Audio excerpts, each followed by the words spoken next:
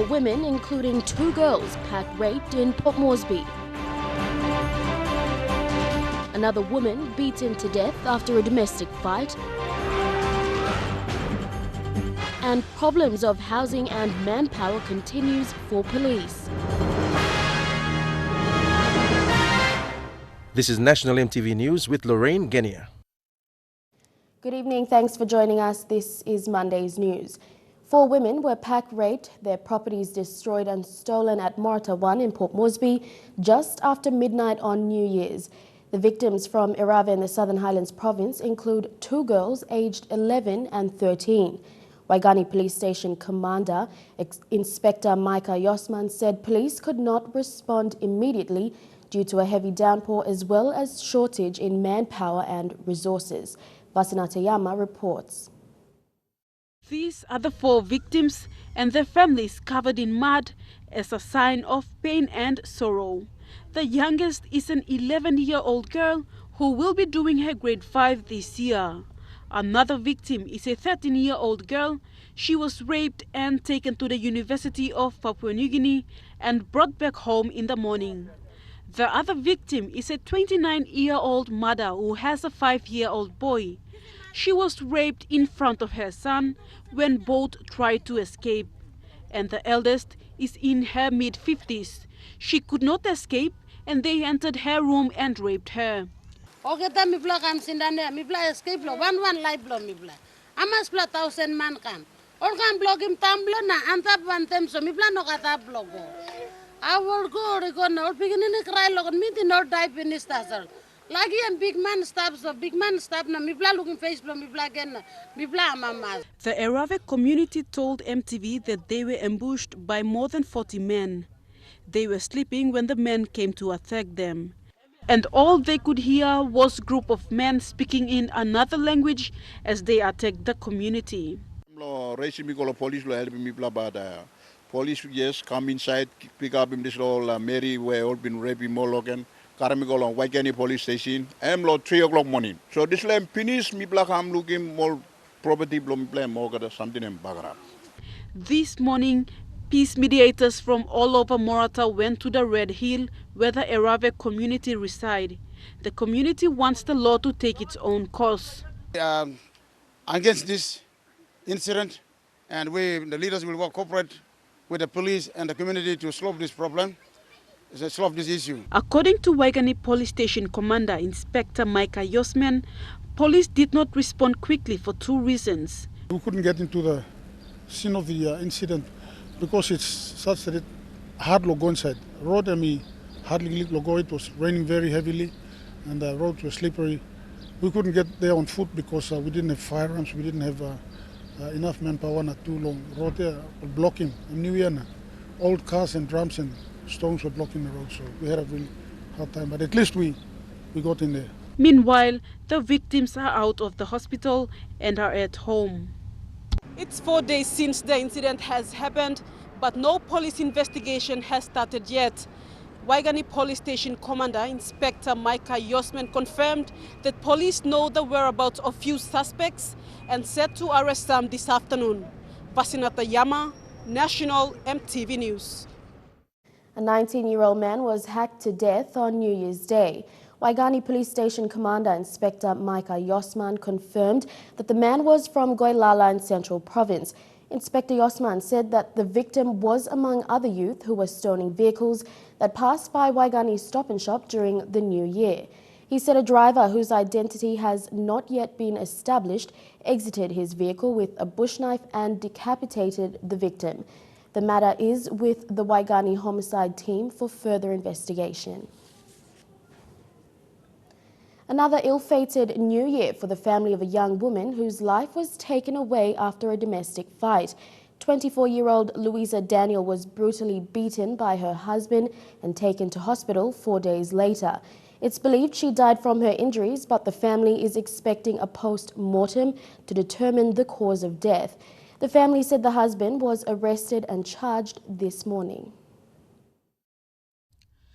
The family of the deceased are at a loss of words with the untimely death of Louisa Daniel. The 24-year-old from a mixed parentage of Southern Highlands and Gulf Province was a victim of domestic violence. It is alleged the husband, who is a former rugby league player and current president of the NCD Suburban League, beat his wife to death. According to the victim's family, the incident started at the NCD Governors Cup Grand Final games at the Connie Tigers Oval in front of spectators. So, em kam na em maski Mary Lomani. Em maski Mary Lomani na Mary must refuse. Mary must refuse now. Em belat. Em belat na em apim 2x4 timba. 2x4 timba na em putim em fightim em lo here. Mary purang gorang lo this la grandstand ya. Em apim em shoot gorang lo em lo tamblo. The victim's family said while the physical abuse was happening, spectators at the game witnessed the beating. A family friend who was with the deceased at the day of the incident tried to stop the victim's husband, but he threatened to beat her as well. Kiki mem go kam, fighty mem, backside blame, mogetaya, sana panta blame, kalap panta, fighty mem penis. The family said after the beating on the field, he then took her away for a couple more days.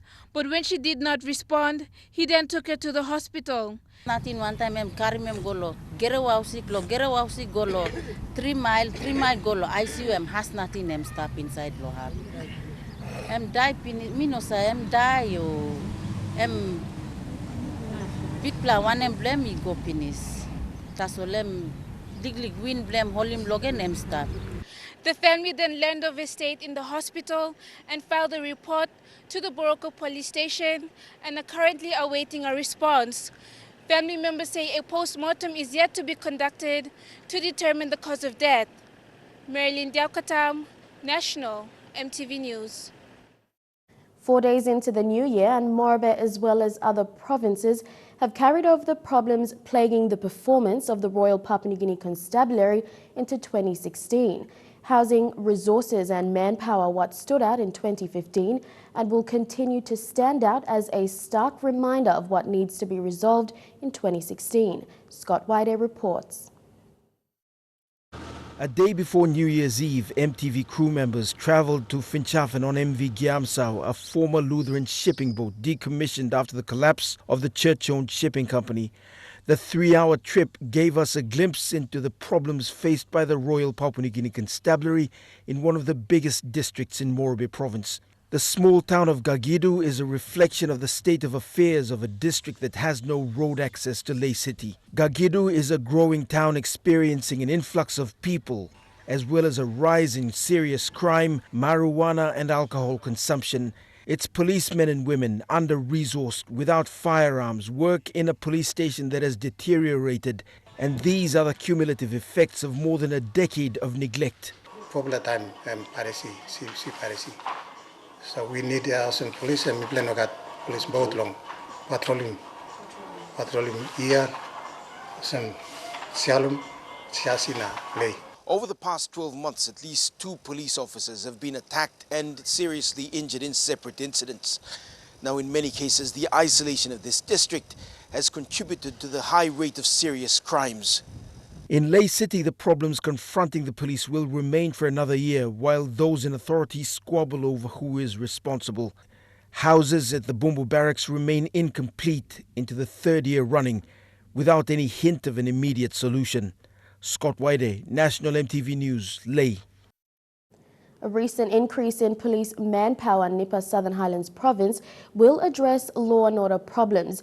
15 new recruits from Bamana Police College have joined 8 police officers in Nipa and will be stationed there. This is an initiative of the district and provincial administration to address law and order problems in Nipa. A total of 23 policemen are now based in Nipa Police Station. Police Station Commander Chief Sergeant Pesmondo as an additional manpower of 15, which he says is a huge relief for him, unlike in the past where only a handful of men had to do the work. As long as MP, Governor, District Administration, long, making possible long kissing all police money come. He says it was very difficult for his men to police a large population, but with this addition, police can attend to almost all complaints and requests in the community. Some law problem lo na ura long niba kurubu or niba allergy na por maos nemi pledo. And by I think by Yorali. Nipa Kutubu's Member of Parliament Jeffrey Komal came up with this initiative to have more policemen in Nipa Station, and with the help of the provincial government this was made possible. Housing for police in Nipa Station has been settled with the construction of new houses to accommodate the additional numbers. The people of Nipa have been warned about the production and consumption of homebrew and drugs in the community. Plans are already in place to increase the number of police officers in the district by mid this year. Michelle Amba, National MTV News, Mount Hagen. National MTV News continues after the break. Stay with us.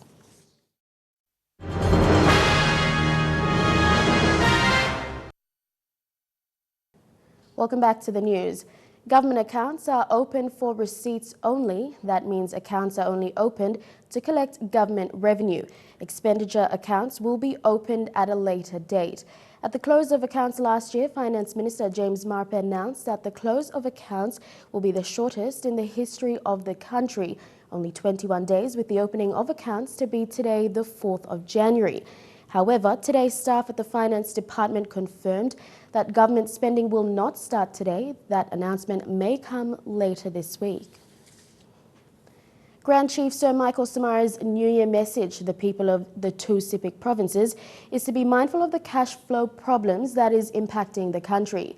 He also outlined that while the East SIPC provincial government's plan to raise internal revenue will depend on foreign and other direct investments, they will also be closely monitoring foreign companies operating in the province. To boost the East SIPC provincial revenue, the provincial government will focus on agriculture developments. Sir Michael said to encourage these agriculture developments, work has been done to register landowner groups. Another effort to increase revenue is to effectively monitor palm oil companies and logging companies that are already operating in the provinces. This is to ensure the provinces are getting the benefits owed to them. The East SIPC provincial government is largely dependent on national government grants, and Sir Michael said their ability to generate revenue is very limited. He further said the national government must support sustainable approaches to development. As for education and health services in the province, Sir Michael said this will definitely be affected this year. Sarah Aupong, National MTV News. Sir Michael Samara is proud that a PNG-grown mechanism is now enshrined in the COP21 agreement. Speaking about the RED Plus mechanism, Samara said it originated in PNG, which now has the world's support. However, he says the COP21 agreement is only the first step. The hard work now lies ahead. The recently upgraded stretch of road from Gerahu Stage 2 to Stage 6 in Port Moresby has flooded pools and potholes caused by the rainwater. Road users and motorists travelling through this section of the road have been affected as a result of this hazard. Eric Harupma with this report. Motorists and road users commuting through the Gerahu Back Road to Stage 6 have been affected by these waterlogged pools and potholes. This 8-kilometer stretch of road has been undergoing maintenance and upgrading by contractor Phoenix Limited when it endured flooding that posed hazard to the road users. Testy rain come na waram bagaram road street na olman sim big bla time na car to madlo go na kainusem karem o kam lo narla road. However, this morning road users used the backfield lane until midday when it was closed by the contractor. Road users said the road has been flooded since Thursday last week when it first rained until now. Waram over 2 flow na maneme all man to Adlo come. Small cars and taxis operating through this section of the road have been denied access as a result of this. In the middle of the road, there were several pools with growing depths. Eric Arupman, National MTV News. Most communities in the highlands are still suffering from the El Nino because it will take roughly 4 months before their staple food, sweet potato, is ready for harvest. One community in Nipa Kutubu district is still suffering from the aftermath of the prolonged dry spell. Joel Kongop, a teacher by profession, said even though it's raining in the highlands, the people are still looking for food because sweet potato will not be ready for harvest soon. He said the approach of distributing rations like bags of rice will not sustain the people and called for authorities to look at ways of planning for future disasters. Kako mi plus working garden na plan him na him so take him 6 to 7 months to grow na harvest. So suppose rainy come now this week. Na mi plan him now. Still hungry stuff. Because kako in up come up now na. Mi best him tomorrow. Like happy mi one rice bag, I'll give him 10 kg long and by take him 2 days like I guy. So give him 10 kg rice. Lo miblan I talk about by stuff good. Lo 1 month or 2 months. I'm not that. 2 days will by stuff, but 3 or 4 days later I'm all banda yet so. Up until the 1960s, the practice of smoking the bodies of dead relatives was practiced by a small group of people in Aseki in the Moresby province. The remains of that cultural practice still exist, where bodies of their ancestors sit huddled on platforms preserved for a century. For the first time, Hungapenga villagers in Aseki brought one of the bodies to draw the government's attention on tourism potential of the remote cultural site. And just as a warning, some viewers may find the footage in this next story disturbing. This smoked body is about 100 years old and is the oldest among the other bodies preserved in this manner. Arus Jakaria is one of the custodians of this smoked body. He is one of the few people who makes decisions concerning the corpse. Over the last 30 years, the site where the bodies were kept has been the focus of tourists, but the cultural sensitivities limited the exposure of this site as a tourist attraction. This smoked body was brought out on Christmas Day last year to capture the government's attention on the tourism potential of the cultural site.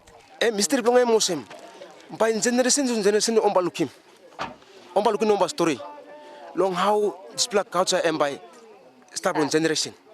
This is the 6th generation. It is not known when it began, but this is done to preserve their dead relatives in order for the future generations to see their ancestors. Despite the heat and humidity, the corpses are well preserved. The bodies are covered in red clay to slow down decomposition. The bodies are then dried up by heating them over a fire, and other necessary processes follow. These smoked bodies have been the subject in many magazines and has captured the attention of anthropologists, journalists and even filmmakers for over a decade. Mata Luis, National EMTV News, Ley. And now looking at our finance news, the Kina closed unchanged at $0.3325 in the interbank market. At Bank South Pacific, your Kina was buying $0.3250, $0.4426 Australian dollars, $0.2957 euro and 38.80 Japanese yen. Looking at commodity prices at New York close, gold and coffee closed higher, while cocoa and copper closed the day lower, and palm oil and copper closed lower, while crude oil closed the day higher. And on the stock market, the Dow Jones closed at 179 points lower, the ASX closed at 8 points higher, and the All Ordinaries closed at 22 points lower. Among stories after the break, twins born a year apart on New Year's Eve. Stay tuned.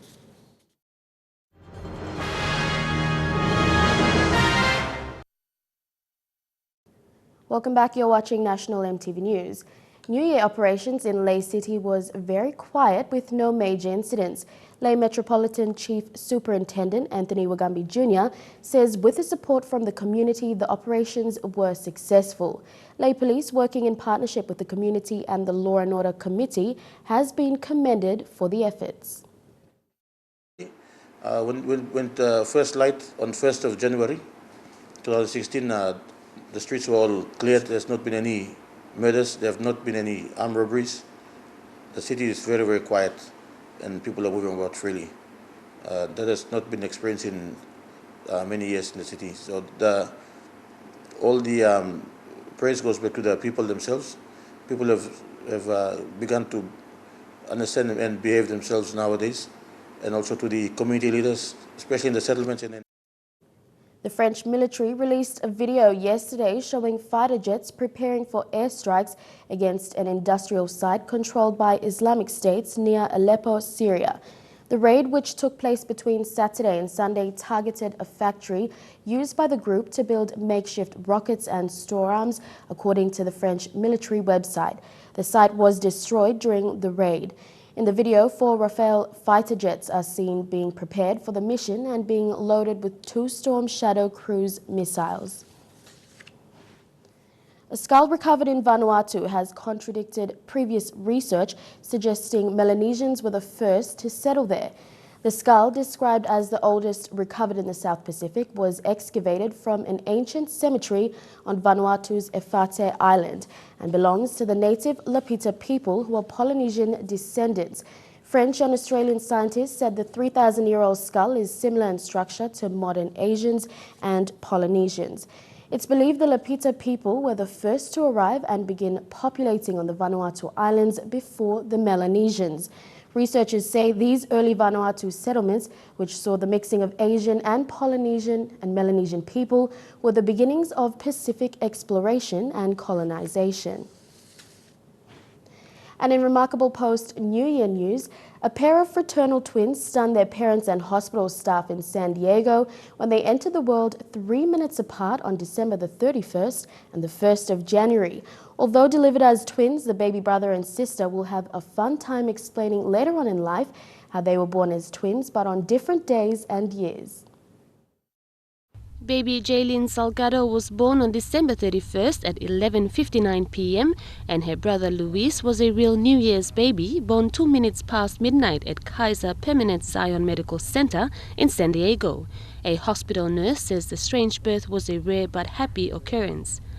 It's very unusual. It's very unusual and it's very special, and I haven't seen it in all my 34 years of nursing, so we are thrilled to have them here at Kaiser. Ironically, the twins' mother was hoping her children's birthdays would not straddle the new year, a thought that actually came true, much to the father's amusement. She really wanted to have the babies on the same birthday because, you know, how like later on in the years, they're going to have like a little confrontation with like, my birthday came first, so it means like 2 birthday parties back to back. Both babies and their mother are reportedly happy and in healthy conditions. Vanessa Knight, EMTV World News. And National EMTV News continues with Trukai Sports. I'll be back with the details.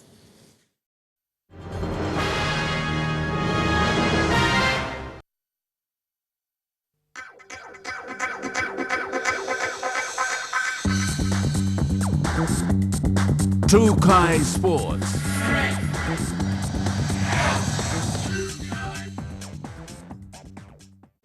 Welcome to Trukai Sports. The PNG Hunters extended team will arrive in Port Moresby tomorrow after a 2-week break from the festive season. The team's return will see the likely announcement of the final 25 men's squad. Following their success in the 2015 Intrust Super Cup season, the PNG Hunters are expected to produce a similar team under the guidance of 2015 Intrust Super Cup Coach of the Year Michael Marum. Marum has said his final team will have to fill in the roles of those who have left, but he is confident of some exciting new performers. While opposition leader Don Pollier has criticised the government's immense expenses on the code of Rugby League, Sports Minister Justin Chichenko has heaped praise on the code. He said the SP Hunters and PNG Kumals served the nation proud last season. Overall, the PNG Kumals have dropped to the 14th place on the Rugby League World Ranking following the World Cup in 2013, and the SP Hunters have yet to win an Intrust Super Cup title. After 2 years in the Intrust Super Cup, the SP PNG Hunters have yet to win a title. In their inaugural year in 2014, the Hunters finished in 6th place, and last year they missed out on a finals appearance, ranking 3rd in the overall competition. While Sports Minister Justin Chichenko has come out supporting Rugby League in a media statement recently released, saying the O'Neill Dion government has and will continue to invest in rebuilding rugby league infrastructures and the junior leagues in the country, the general public has argued why the government has not lent equal amount of support for sporting codes that have excelled ahead of rugby league. Like 2 players now, kilo antes, but only making the finals. Last year, MTV Sports took to the streets and ran an online poll. Many stressed their disappointment with the recent results of both the Kummels and the Hunters. Don Pollier's comments run in alignment with these results. It was reported in one of the dailies that Pollier said PNG's ranking is an embarrassment because of the significant slice of taxpayers' money for sports has been taken by Rugby League without any improvement. However, Chichenko said in his recent release, the government is increasing investment in other sports, including soccer, cricket, athletics, swimming and AFL. Sky Sports continues after this break. Stay with us.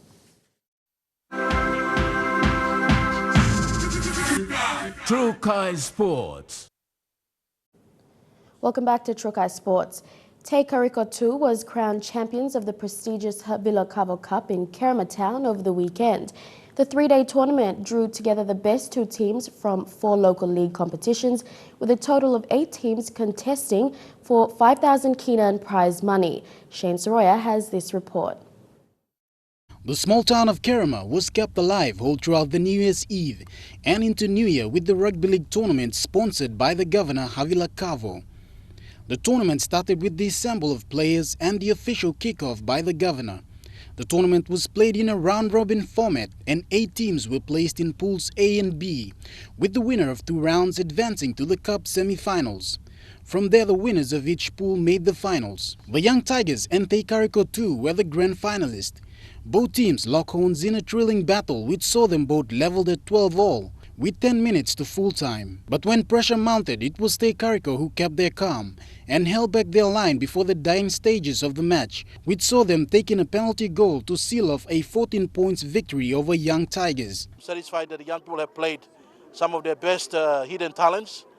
This is just a beginning of many more games that will help them to improve, to move them from the level where they are to a next level, which is out of them we select the best to play and compete in the Sapir team. The tournament was also an opportunity for selectors to scout for the Gulf Isapairs in the Intercity League. Some of the players that I've seen and I admired, without communicating with the selectors, they have selected those players as well. So I'm very happy that we are all looking in the same direction. And the task is now for them to make sure the fitness level is raised. The announcement for the final Gulf Isapair team to contest in the Intercity Cup this season will be announced at a later date. The 30 selected men's squad will make up Team Gulf and head into camp to commence training. They will take on Gulf Isapair in the coming weeks. Shane Soroya, National MTV Sports, Kerma. During the festive season, many youths in the nation's capital engaged themselves in different sporting activities in the city's various suburbs. Many of these sporting competitions ended on a high note. Elijah Levet reports. During the festive season, youths are known for alcohol abuse and misbehaving in the city. Through the initiative of individuals like NCD Governor Powers Sparkop, who has sponsored the Governor's Cup for 13 years, sporting events have been the most effective way to keep the city's youth away from illegal activities during the festive season. Many youths have said the competition has kept them out of trouble and helps them to be better people. It's all about rugby, sports, making possible. No man stop nothing, all go still here. All been in the sports, now got some good future in life. The Governor's Cup was a success with underdogs Garden Hills Nakias taking out this year's title after beating 3-time champions Freeway Bumpers. Carl O'Cook also had the edge to sponsor the 6-mile rugby touch competition for the men and volleyball competition for the women, which ended also on a high over the weekend. Okuk also had the same aim of keeping youths away from trouble during the festive season and to get them involved in sports. All looks awesome. Christmas near time.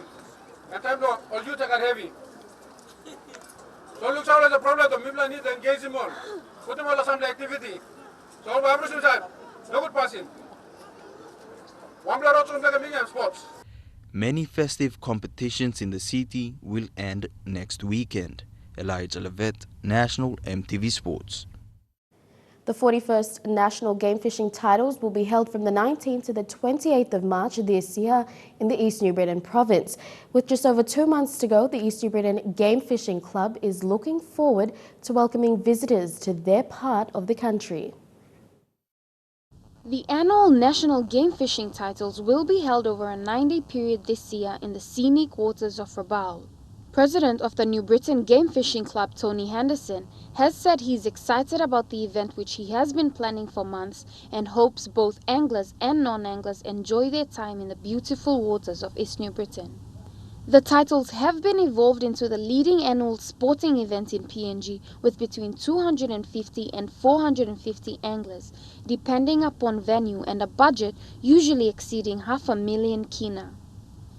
The main focus of the National Game Fishing Titles is based on team fishing, in which teams choose 2 days of the 9 to be out at sea. The Game Fishing Association of PNG monitors all types of game fishing and encourages the conservation of all species. The titles will be held over the Easter period and conclude with the final session on Easter Monday. Jaylee Sapies, National EMTV Sports. To football now, and in the Telecom National Soccer League, midfielder and captain Michael Foster has departed the Southern Conference side to join 2015 grand finalist Lae City Dwellers. The move, however, isn't as surprising, with the current PNG representative obviously moving to greener pastures, with Lae set for the Oceania Champions League in April. Michael Foster has been key to Rapatona's third place in the NSL so far. The roving midfielder has been able to settle the side's young and sometimes impatient attack by controlling that key area of the park, and his loss to champions Lae City Dwellers will mean that Rapatona will struggle through the centre. For Rapatona coach Max Foster, the loss of his finest player comes at a crucial time for both Rapatona and football in the country. Currently in third place, Rapatona need 3 straight wins from 5 matches to make it to second spot, a difficult prospect without Foster. But the midfielder leaves to PNG's second city, and the quality that he will bring will certainly be a boost to Lae, who take on the Pacific's biggest clubs in the Oceania Champions League.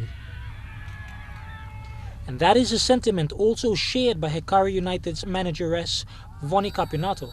Capinato, who has seen the growth of various international players both in PNG and across the Pacific, understands the importance of good footballers given better opportunities, and says that Lae City Dwellers will definitely be enhanced by his talent. To me, I would say it's a very good move for Foster, and I think it's good that Rapatona have released that to Dwellers. I will challenge Dwellers that Hekari worked so hard to bring in another team, which is their in. And I really want all of us to work harder to maintain our 2 spots in the Oceania Championships. Lae City are currently at the top of the Northern Conference table, with 3 wins and 2 draws from 5 matches. But they will need to improve on those results, considering they take on Club World Cup semi-finalists Auckland City in April. Jeremy Mogi, National EMTV Sports. Heading overseas now, the Czech Republic made an impressive start to the Hopman Cup campaign, defeating Australia's gold team in Perth yesterday. In the men's single match, Jiri Vesey walked over Leighton Hewitt in the opening match of their Group A tier. Vesey wasted no time in the first set against Hewitt, claiming the opening set in just 34 minutes. But the Aussie bounced back and came back strong in the second set, but Vesey hung on to force a tiebreak.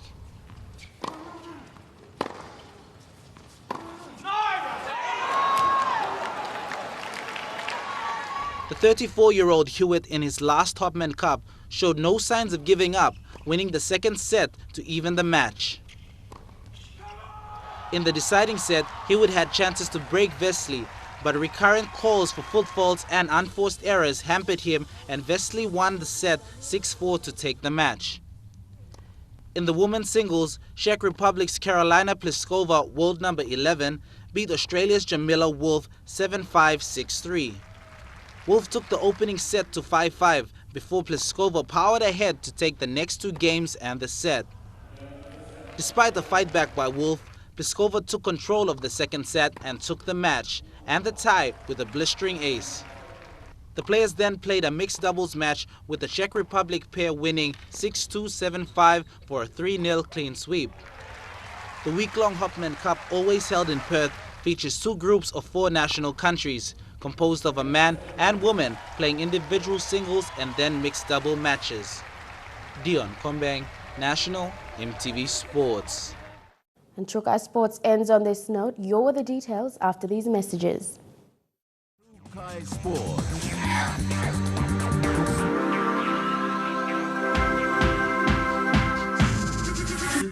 Trukai Sports.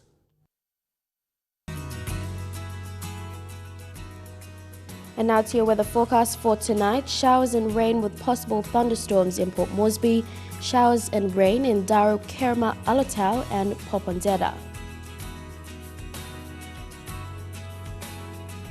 In the Momase region, showers at times in Ley City and passing showers for Madang, Wewak and Vanimo.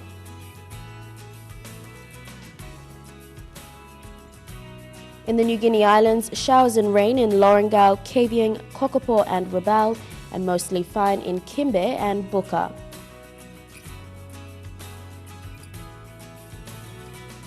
And in the Highlands region, all centres cloudy with evening showers.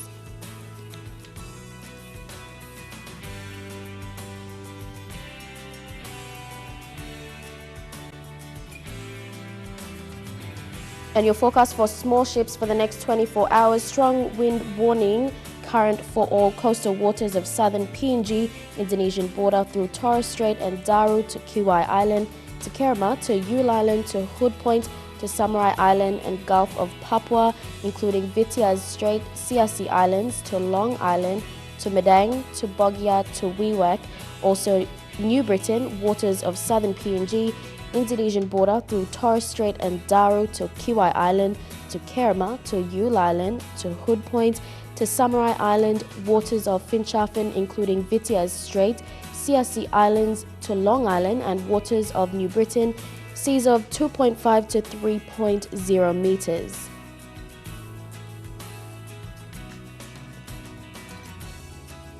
Waters of eastern and western Milne Bay Island with waters of Manus and its western group of islands, and with waters of New Island and Bougainville, seas of 0.5 to 1.5 meters. Waters east of Samurai Island to Cape Vogel to Finschhafen, seas of 0.5 to 1.3 meters. And waters west of Long Island to Madang, to Bogia, to Wewak, to Aitape, to Vanimo and northern PNG Indonesian border, seas of 1.5 to 2.5 meters.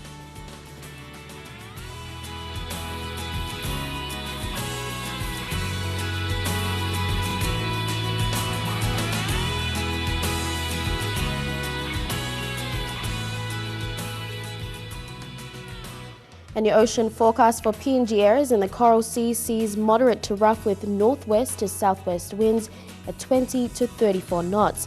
In the Solomon Sea, seas slight to moderate with northwest to southwest winds at 10 to 20 knots. In the Bismarck Sea, seas moderate to rough with northwest winds at 20 to 34 knots. And in the Pacific Ocean, seas moderate with northwest to southwest winds at 15 to 20 knots. Before we go, despite the betel nut ban in the city, buyers are travelling to as far away as Kerma to bring back their sales. Our reporter Shane Soroya travelled to Kerma and talked to some of the Buai traders. Betel nut ban in the city has caused an uproar with the vendors and general public at large when the ban was imposed by NCD Governor Paul Spakop, and since then illegal trading continues to occur. In Kerma town, buying and selling of betel nut is a day-to-day business, and buyers from Port Moresby are regular customers. Na buai bat people charge 10 tina and one bag. So people chim 10 bag and people chim 1,000 one day. The villagers say betel nut is the main source of revenue for them, apart from selling fish and local produce such as vegetables and sago. And for buyers, knowing the dangers of smuggling betel nut into the city is great, but it is a thriving business. Struggle lo paini money so. Mipla wak lo brave mol police karam goga minse lo city mipla side na market osin. Police are running mipla but some time mipla sa wak money go some time mipla sa wak lost profit. But I'm still mipla only made because mipla sa leave lo this land. This woman has been buying and transporting betel nut into the city for over 5 years and says some of the police officers are involved in the trading and sometimes cheat her. Mipla sa ringi mol police mipla sa only contact number blol na mipla sa brave mol lo karam go into lo city. Some time mol sa rausim lo name lo anem number road number for police stop time.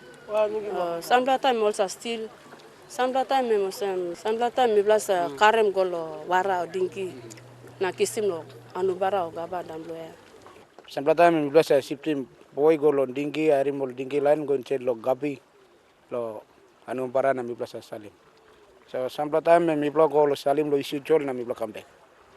These dinghies behind me ferry betel nut sellers from 9 villages across the river to this very beach where the trading continues. Now, despite the fear of lawmakers, trading here at Hevara Beach continues every day. Shane Saroya, National MTV News, Kerema. And before we go, recapping our main stories again. 4 women, including 2 girls, pack raped in Port Moresby, another woman beaten to death after a domestic argument, and problems of housing and manpower continue for police. And that's the news, sports and weather for Monday, the 4th of January 2016. On behalf of the entire MTV News team, I'm Lorraine Genia. Pleasant viewing. Good night.